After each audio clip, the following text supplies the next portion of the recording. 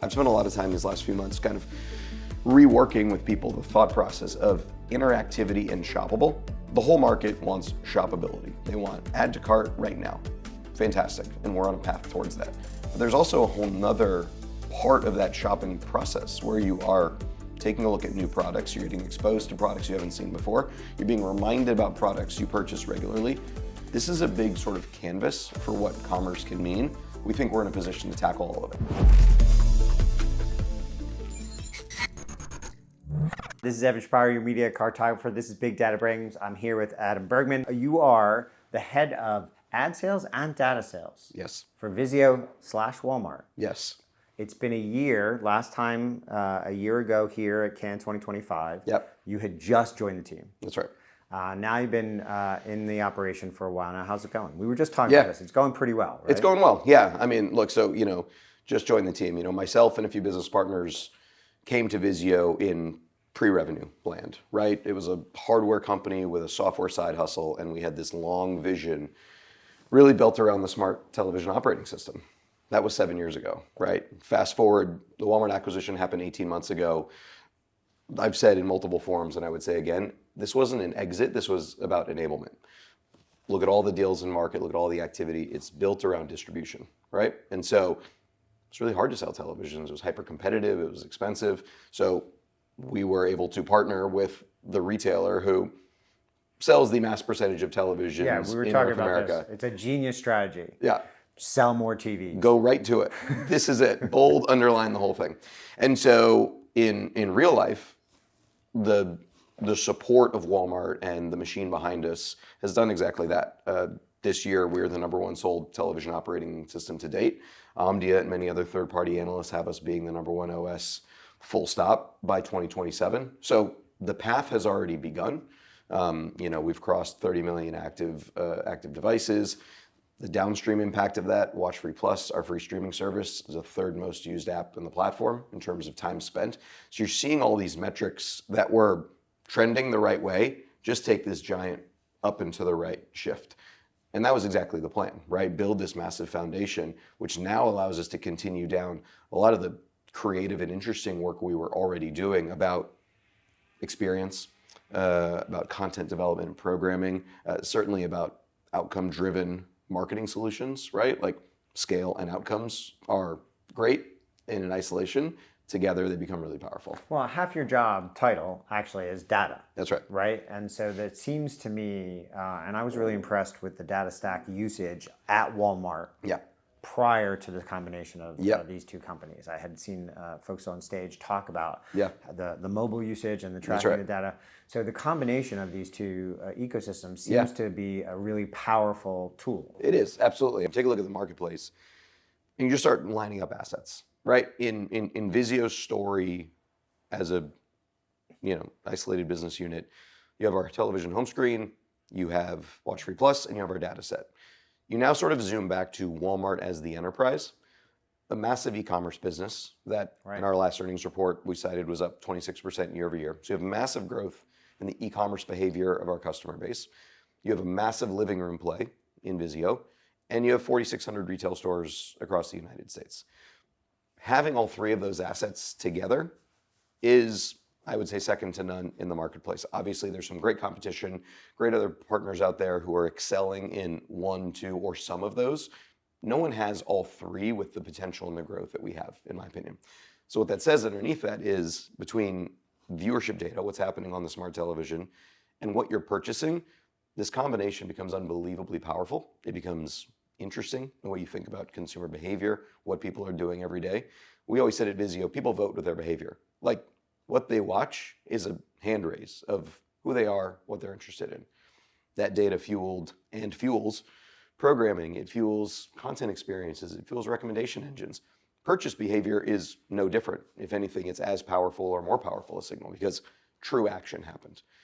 Now you put these assets together and the marketplace, rightfully so, is like, talk to us. What do we do? How do we do this? I think we're putting it into action into some really fun and creative ways. Yeah, and you're new front or you're up front, the mishmash of that. Is there a difference? Conquer. No.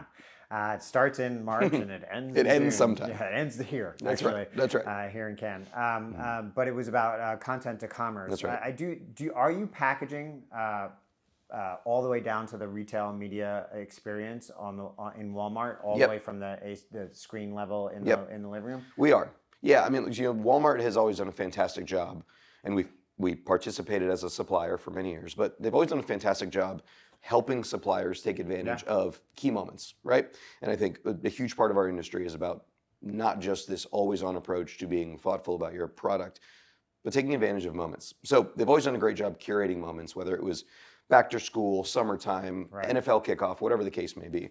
So our new front was themed content to commerce. We talked a lot about the work we'd been doing in branded content, taking data to program directly back to an audience that said, yes, I like cooking shows, or I like DIY programming. So what did we do? And I would say one of the first big collabs was a show that we've been talking about a lot this week, which is called Backyard Escapes. We worked with Tan France from Queer Eye, who headlined the show and put an amazing program together, really about just giving your backyard a refresh. Historically, that content would have thrived on VIZIO because we know our customers like to watch that. But what did we then do?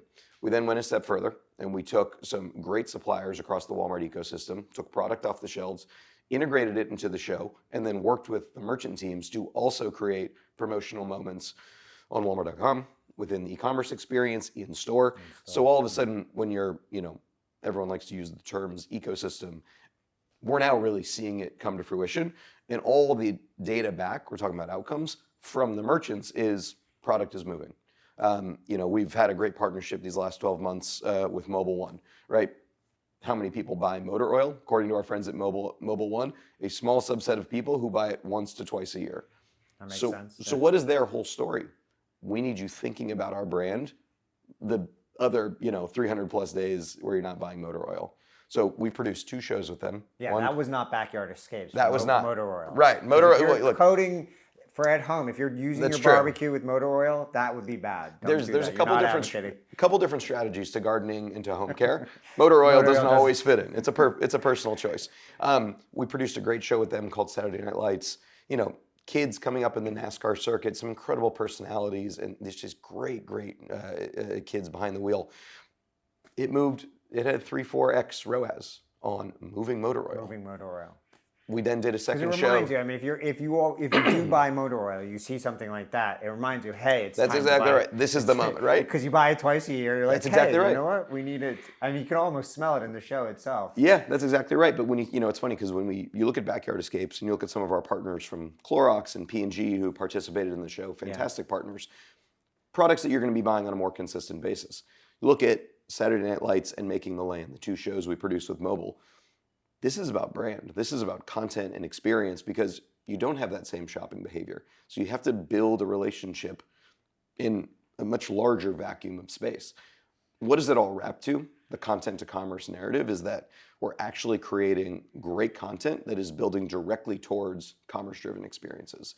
It doesn't have to be shoppable. I've spent a lot of time these last few months kind of reworking with people the thought process of interactivity and shoppable. The whole market wants shoppability. They want add to cart right now. Fantastic. And we're on a path towards that. But there's also a whole nother part of that shopping process where you are taking a look at new products. You're getting exposed to products you haven't seen before. You're being reminded about products you purchase regularly.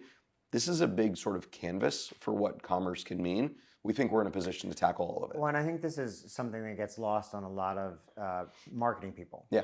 Which is a tremendous amount of the relationship between consumers and Walmart happens on mobile. That's right.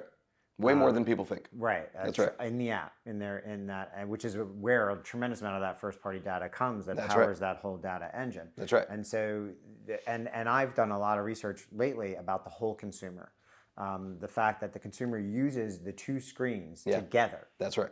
to program their lives. That's exactly right. They find what to watch, then they watch it up here. Yep. They see an ad here, they research on the app here, and then they go to the store with the app in their hands, That's exactly often right. with the coupon. They do. Right? Yeah. And so your full stack is now one of the only properties that reaches across that whole. That's exactly right. experience. Yeah, I think Down to the store level. Down to the store level. I think, look, I made mention of the 4,600 stores earlier, right?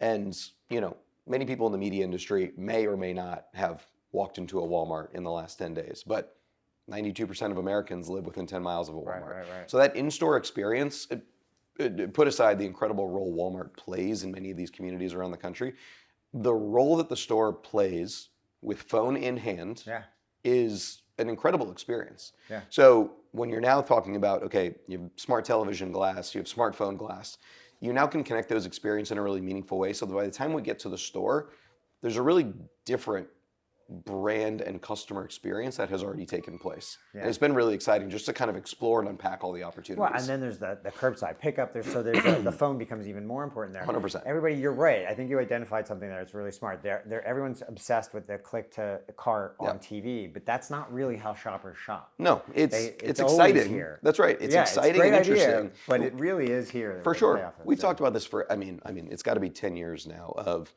streaming and connected TV research where we have asked people, what would you be open to doing on television? I think every one of us is like, sure. But in real life, that behavior is still, in the minutia in terms of when it actually comes to life. No, we're so comfortable here. Yeah. So I don't know, this idea that we should program away from, or what do we know? Hardest thing in the world is to retrain behavior. Whether you're a marketer, whether you're in media investment, whether you're a publisher thinking about your distribution strategy, changing behavior is the hardest thing in the world. And your customers and the people watching this should think about their own behavior. 3/4 of people who are watching television have a phone in their hand. Very often they're shopping. That's exactly right. While they're doing that. So this is now a tradition for us. Yeah. A year ago, you had just joined the company. You are now a year into that relationship.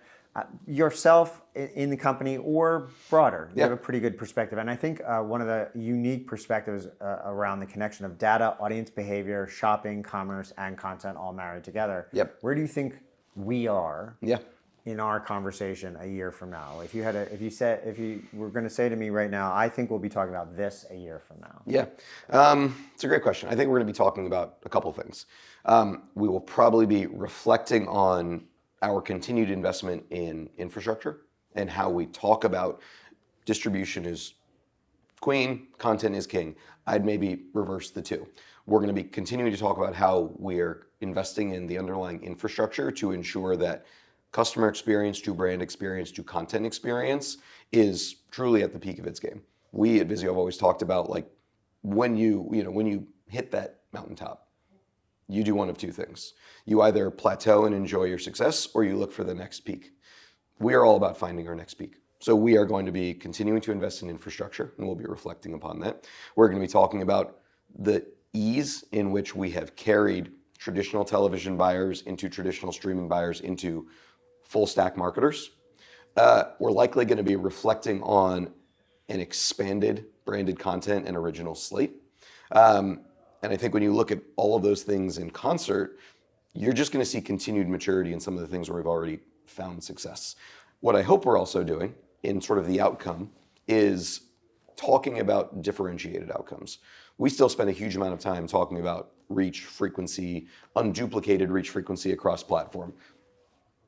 I'm yet to foresee a future where that's not still relevant. But that's also a behavioral metric, right? There's no CMO sitting around being like, poof, crushed it this quarter with incremental reach. We need to continue talking about moving product off the shelves. I think there's a whole world of brands that are still trying to figure out what mid and upper funnel media tactics mean for the bottom of the funnel.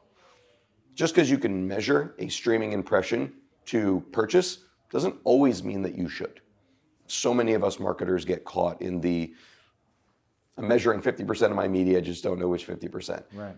Great ideas have to come to the forefront. When you build a great foundation of data and infrastructure, you can unlock creativity in a different way. So I think we'll still be reflecting on how non-traditional formats are driving outcomes. Awesome. This is always a great conversation. Loved it as always. Thanks, great man. to see you. Thanks, We'll Evan. see you next time on Big Data Brains.